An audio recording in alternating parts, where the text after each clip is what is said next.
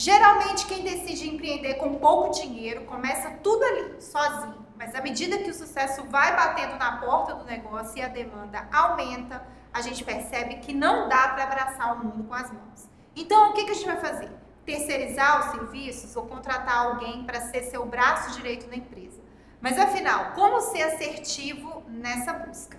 Bom, para falar um pouco sobre essa tarefa de escolher quem vai trabalhar em seu negócio, eu converso hoje com a Mageldo Barbosa, gerente do Sebrae, parceirão do Escuta Essa Ideia. A Mageldo, seja bem-vindo ao Escuta Essa Ideia. Então, vamos lá de novo, né? Nessa nova conversa. Novamente, o assunto hoje é contratação de pessoas, né? É o que a gente estava falando.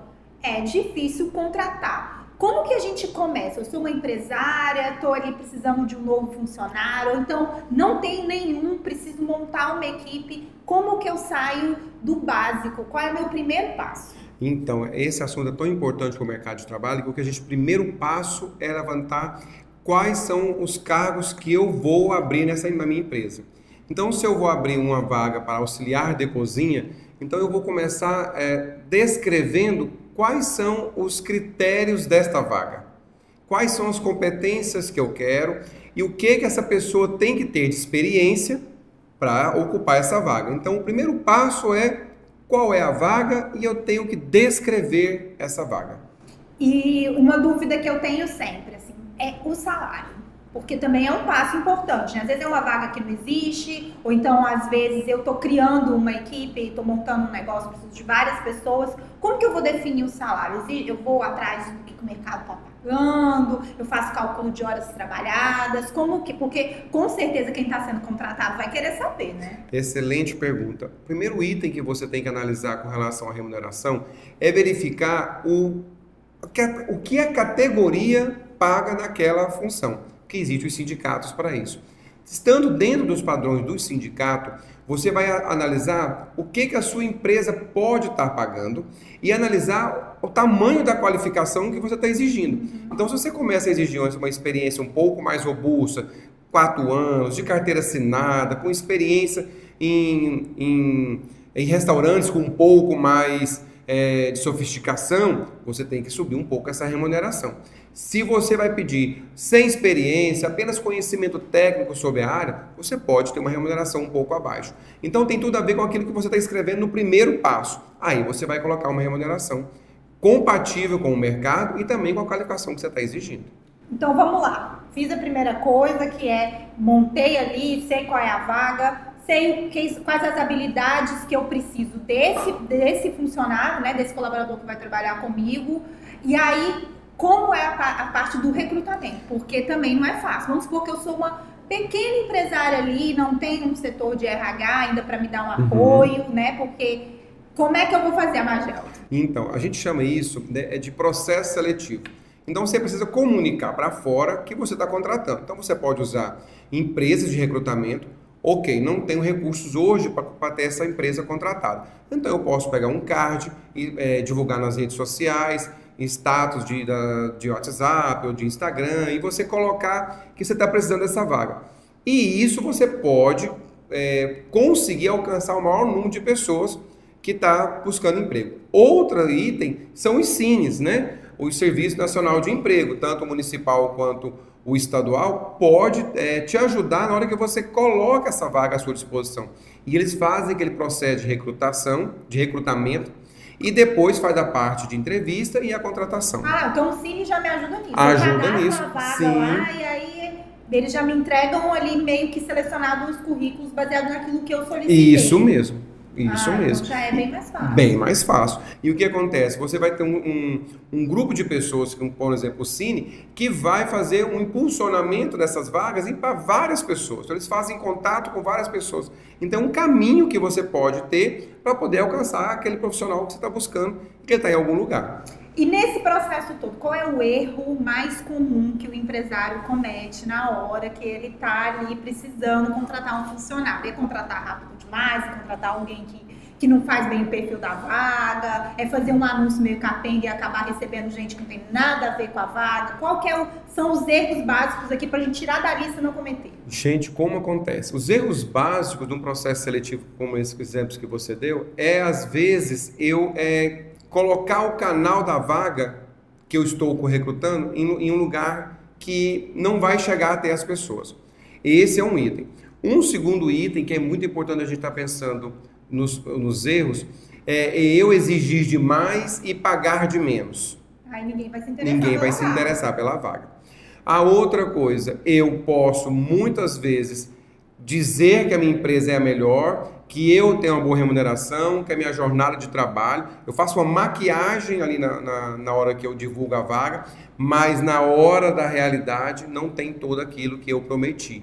Então a gente tem que ter muito cuidado de você divulgar aquilo que realmente você vai colocar à disposição e contratar. Então se você disse que tem vale transporte, vale alimentação, você tem que cumprir com aquilo que você divulgou.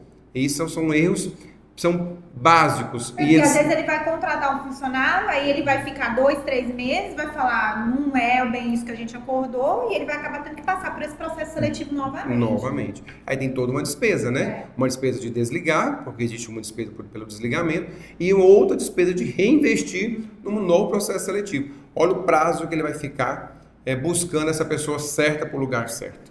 E aí, então já chegamos aí na parte de ir atrás do Cine, mas aí vamos supor que eu tenho um setor de RH. Qual a orientação que eu passo? Eu posso ser uma empresária que vai lá e ajuda a montar as perguntas para a entrevista, ou de repente eu mesma participo da entrevista para ver exatamente como é aquele colaborador que vai possivelmente vir trabalhar comigo. Como que é esse trâmite quando eu tenho um setor ali que eu terceirizo isso? Quando você tem um setor estruturado de RH, então esses processos seletivos vêm através de editais, porque esses são editais, eles têm um pouquinho mais, né, de envergadura nos processos seletivos, porque eles podem entrar aí com currículo, podem entrar com provas escritas, com provas de redação, provas práticas, testes psicológicos, entrevista, para poder selecionar essa pessoa. Então os editais são o que essas empresas mais utilizam para poder buscar o maior número de pessoas para aquela vaga que está em aberto. E acaba que, eu acredito que afunila mais, né? Ele vai te entregar um profissional, não estou falando que você tem que ter trilhões de etapas, mas quanto mais etapas ou quanto mais processos ele passa para a gente conhecer esse funcionário, acredito eu que a capacidade de errar e de contratar alguém mais certeiro para a vaga é maior. Muito melhor. O processo seletivo ele exige justamente para isso, para afunilar, para você encontrar aquela pessoa mais próxima do perfil. Ela pode não ser a perfeita, mas pode ser a mais próxima. E ela estando mais próxima, fica mais fácil dela se manter nessa vaga. E aí eu consigo, né, ter uma equipe montada, uma equipe que vai me dar resultados e evitar transtornos como desligamento. A gente falou aqui de CLT, né? Mas aí a gente ainda tem outro tipo de contratação, que são os estagiários. Como que para quem quer contratar um estagiário? Porque a gente tem que ter em mente que é alguém que está na universidade e que vai ter que aprender com a gente, né? Então é outro processo. Os estagiários, eles também têm esse processo também seletivo também, né? E existem as empresas que a gente chama de integradoras, que são as empresas que fazem essa interface. E os estagiários é um profissional, aquele que ele não está tão pronto para o mercado. Ele vem ali para poder aprender, para poder ter o currículo para que o mercado absorva mais para frente. Mas os estagiários, eles são importantes porque eles, além de ser uma força de trabalho intelectualmente relacionada à teoria e prática, fica mais fácil você ter esse profissional. Lembrando que ele tem a lei dos estagiários, né? Tem que cumprir direitinho. Que, por exemplo, a jornada de 4 ou de 6 horas, né? O vale transporte, o descanso remunerado, que é as férias, né? Que a gente chama no dia de hoje. Então, existem algumas prerrogativas que você tem que ter com o estagiário. Está preocupado com o desenvolvimento dele. O que é o desenvolvimento? Se ele está cru, precisamos capacitar. Para capacitar, ele precisa passar por um processo de desenvolvimento. Então, ele tem que passar por capacitação de atendimento, por capacitação de vendas, capacitação de código de ética, conhecer as regras da empresa, tudo tá bem isso. Afinado. Eu que fui estagiária, na minha época, não tinha a lei do estágio, o estagiário, sofria demais. Trabalhava 8 horas naquela época. Trabalhava 8 horas, não tinha férias. Imagina uma estagiária de jornalismo. Então, assim, a gente cumpria... o profissional que não ia trabalhar era difícil. Hoje em dia não, os estagiários têm a lei do estágio, tem toda ali uma ajuda, um auxílio, né? Toda uma regulamentação. Uma regulamentação que é importante, e é importante os dois lados fazerem por onde, né? E sabe o que é mais interessante? Que quando ele é estagiário, ele se esforça tanto, né, para poder mostrar todo o seu trabalho, todo o seu potencial, porque ele quer ser efetivado. Ele quer ser efetivado. Então ele dá o melhor. E ele dá muito mais do que o seu melhor. Eu posso ficar mais um pouquinho? Mas não pode, porque ele tem a carga horária. Mas só o fato dele demonstrar que queria ficar mais um pouquinho para fazer uma entrega, opa, ele tem um ponto positivo aqui. Ele pode ser contratado no final das contas. E é muito legal essa ideia de você ver alguém crescendo com você, né? Você pegar alguém muito cru e de repente esse profissional vai ser contratado, vai virar um profissional de carteira assinada. É legal para todo mundo, para ele e pra gente. E quantos estagiários saem daquelas empresas, são empregados em outras empresas, ele fala, olha, eu estagiei em tal lugar, eu quero contratar você porque você esteve lá. E agora a gente já falou do empregador, do CLT, do estagiário, e agora quem está procurando emprego, né? A dica aí para quem quer estar indo atrás de alguma vaga, gostei daquela vaga.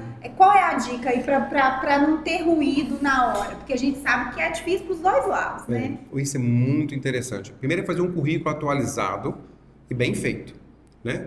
Outra coisa interessante é eu não ficar me candidatando a todas as vagas que aparecem no mercado, parecendo que eu estou desesperado. Exatamente. E você está, mas não demonstra. Não demonstra, né? Então tem vaga para estagiário você faz, tem vaga para atendente você faz, tem vaga para vendedor você faz, você fica mandando um currículo para tudo. E isso acaba te tirando do mercado de trabalho. Então se você gosta se você gosta de atender, faça um curso de atendimento, de vendas, foca naquele eu sou bom vendedor. E no seu currículo você prepara esse currículo sempre das atualizações mais atuais para as menos atuais. E lembrando, não adianta você estar buscando uma capacitação, buscando uma entrada no mercado, se o último curso que você fez de atualização foi em 2019. O mercado não vai te absorver. Nós não temos condições de fazer cursos. Temos vários sites, inclusive do próprio Sebrae, que está assim de cursos gratuitos para ele poder fazer. Então, para a gente terminar, eu quero saber, já que a gente já puxou essa coisa do Sebrae, vamos puxar a sardinha para o Sebrae. Como que o Sebrae ajuda, então, nesse processo?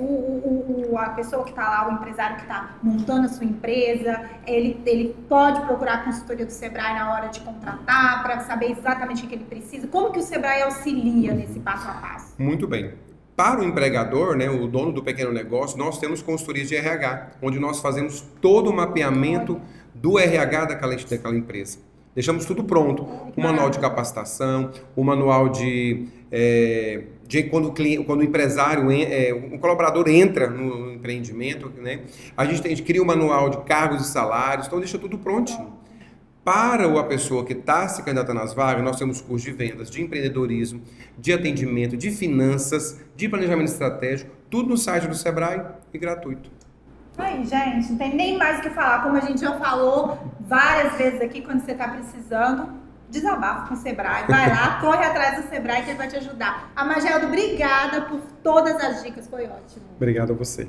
Obrigada a todo mundo que nos ouviu ou nos assistiu até aqui. A gente ainda tem muita coisa para falar, muita coisa importante ainda, muito assunto para a gente tratar aqui. E claro, sempre com muita leveza e com a participação dos nossos analistas do Sebrae. Continuem nos acompanhando nas redes, nos nossos canais de streaming. Compartilhe esse conteúdo para todo mundo. Até o próximo programa. Tchau!